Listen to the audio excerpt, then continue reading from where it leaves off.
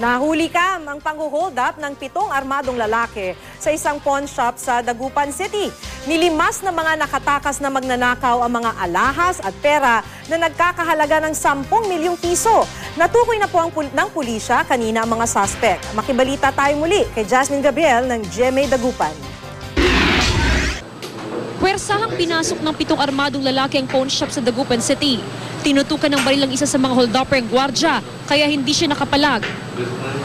Tinutukan ka ng baril? Tapos pinatapa ko yung hila. Minartilyo naman ang 6 na salarin ang mga salaming lalagyan ng alahas. Inilagay ng mga magnanakaw ang lahat ng alahas sa isang bayong at mabilis na tumakas. Hinabol sila ng mga responding pulis. Nagkaroon pa ng enkwentro, pero nakatakas din ang mga salarin. Nung pagkatakas nila ang mga suspect, na-receive sa lahat ng radyo, may humabol.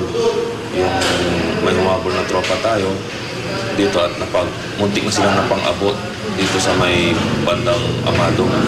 Ayon sa gwardya ng Sanglaan, pasado alas 10 ng umaga nitong Sabado, umatake ang mga hindi pa nakikilalang hold-upper. Tinala ng pulisya, miyembro ng organisadong grupo na magnanakaw ang mga nang hold up sa pawn shop. Tansyado raw kasi operasyon nila. Base rin doon sa CCTV, na-recover yung 2 martilyo na ginamit dun sa nangyaring insidente. At siguro maaaring organize yung pagkakagawa. Jasmine Gabriel, Nagbabalita, Pilipinas.